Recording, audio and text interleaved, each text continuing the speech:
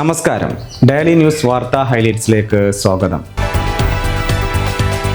തൃശൂർ പാലിയേക്കര പാചകവാതക പൈപ്പിൽ ചോർച്ചയുണ്ടായി. ക്ഷാമം വർദ്ധിക്കുമ്പോഴാണ് പെട്രോൾ പൈപ്പിൽ പണിക്കെത്തിയ ജോലിക്കാർ പൈപ്പ് മാറി ഡ്രിൽ ചെയ്ത് പ്രശ്നമുണ്ടായത്. അഗ്നി രക്ഷാസേന എത്തി അപകടം ഒഴിവാക്കി.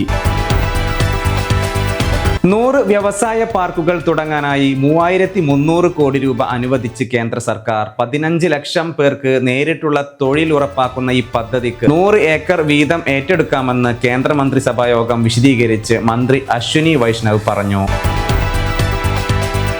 ഗുരുവായൂർ ക്ഷേത്രം പുതിയ മേൽശാന്തിയായി. പാലക്കാട് ചെർപ്പളശ്ശേരി കാറൽമണ്ണ തെക്കുംപറമ്പത്ത് TM നാരായണൻ നമ്പൂതിരിയെ തിരഞ്ഞെടുത്തു. രാജ്യത്തിനകത്ത് യാത്ര ചെയ്യാനായി വിമാന ടിക്കറ്റ് ബുക്ക് ചെയ്യുമ്പോൾ 60% സീറ്റുകളിൽ അധികം ചാർജ് ഈടാക്കാൻ പാടില്ലെന്ന് കേന്ദ്ര സർക്കാർ നിർദ്ദേശിച്ചു. ഇറാന്റെ രഹസ്യാന്വേഷണ വിഭാഗം മന്ത്രി കൊല്ലപ്പെട്ടു.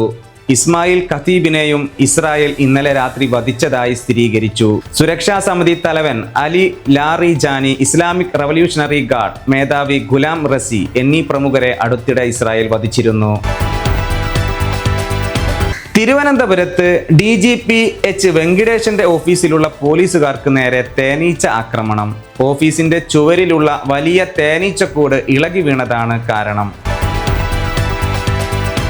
രജിസ്ട്രേഷൻ ഒന്നുമില്ലാതെ പ്രവർത്തിക്കുന്ന ഓൺലൈൻ മാധ്യമങ്ങളെ എങ്ങനെ നിയന്ത്രിക്കുമെന്ന് അറിയില്ല എന്ന് ADGP S ശ്രീജിത്ത് പറഞ്ഞു. സത്യമെന്ന് തോന്നുന്ന അർദ്ധസത്യങ്ങളാണ് പല ഓൺലൈൻ മാധ്യമങ്ങളും പ്രചരിപ്പിക്കുന്നത് എന്ന് അദ്ദേഹം കൂട്ടിച്ചേർത്തു. 5 കിലോവാട്ടിന് മുകളിൽ ശേഷിയുള്ള സോളാർ വൈദ്യുതി ഉൽപാദന കേന്ദ്രങ്ങൾക്കുള്ള ആനുകൂല്യങ്ങളിൽ കേന്ദ്ര സർക്കാരും നിയന്ത്രണങ്ങൾ നിർദ്ദേശിച്ചു. കേരളത്തിൽ 10 കിലോവാട്ടിന് മുകളിലാണ് നിലവിൽ സംസ്ഥാന റെഗുലേറ്ററി കമ്മീഷൻ നിയന്ത്രണം ഏർപ്പെടുത്തിയത്. അഴിമതി തീണ്ടാത്തതാണ് LDFന്റെ സംസ്കാരമെന്നും അതാണ് നെഞ്ചിൽ കൈവച്ച് ഭരണ തുടർച്ച ആവശ്യപ്പെടുന്നതെന്നും മുഖ്യമന്ത്രി പിണറായി വിജയൻ പറഞ്ഞു. കണ്ണൂരിൽ സ്വന്തം മണ്ഡലമായ ധർമ്മടത്ത് തെരഞ്ഞെടുപ്പ് പ്രചാരണത്തിൽ സംസാരിക്കുകയായിരുന്നു മുഖ്യമന്ത്രി. കണ്ണൂർ പയ്യന്നൂരിൽ മംഗളൂരു അമൃത് ഭാരത് എക്സ്പ്രസിന്റെ ആദ്യ സ്റ്റോപ്പ് നടപ്പാക്കാൻ അതേ ട്രെയിനിൽ എത്തിയ കേന്ദ്രമന്ത്രി സുരേഷ് ഗോപിയെ സ്വീകരിക്കാൻ ആരുമുണ്ടായില്ല.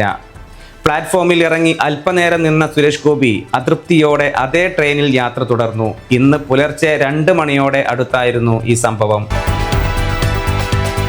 2ാം ഘട്ട കോൺഗ്രസ് പട്ടികയിലും MP-മാർ മത്സരിക്കേണ്ട എന്ന തീരുമാനം ബലപ്പെടുത്തി ഹൈക്കമാൻഡ്. K സുധാകരന് സീറ്റില്ല. മുൻ മേയർ മോഹൻ സ്ഥാനാർത്ഥിയാവും. അടൂർ പ്രകാശിനും സീറ്റില്ല. കോന്നിയിൽ സതീഷ് കൊച്ചുപറമ്പിൽ മത്സരിക്കും. കൊച്ചിയിൽ ദീപ്തി മേരി വർഗീസിനെ തഴഞ്ഞ് മുഹമ്മദ് ഷിയാസിന് സീറ്റ് നൽകി. ഗൾഫ് രാജ്യങ്ങളിൽ കൂടുതൽ പട്ടാളക്കാരെ വിന്യസിക്കാൻ അമേരിക്ക തീരുമാനമെടുത്തു. ഇറാന്റെ തീരപ്രദേശങ്ങളിലേക്കും അമേരിക്കൻ സൈനികർ ഇറങ്ങും. ആക്രമണം അവസാനിപ്പിക്കണമെന്ന് 12 മുസ്ലിം രാഷ്ട്രങ്ങൾ ആവശ്യപ്പെട്ടു. സംസ്ഥാന സർക്കാർ ക്ലിയറൻസ് നൽകാത്ത മുതിർന്ന IPS ഉദ്യോഗസ്ഥൻ യോഗേഷ് ഗുപ്ത കേന്ദ്ര ഡെപ്യൂട്ടേഷനിലുള്ള DGP പട്ടികയിൽ കേന്ദ്ര സർക്കാർ ഉൾപ്പെടുത്തി. ഇതോടെ അന്വേഷണ ഏജൻസികളിൽ ഏതെങ്കിലും ഒന്നിന്റെ തലവനാകും യോഗേഷ് ഗുപ്ത IPS. സംസ്ഥാന സർക്കാരിന് തലവേദനയാകുമെന്ന് സൂചന. ഇതോടെ ഈ വാർത്താ ഹൈലൈറ്റ്സ് അവസാനിക്കുന്നു. വീണ്ടും അടുത്ത വാർത്താ ഹൈലൈറ്റ്സിൽ കാണാം. നന്ദി.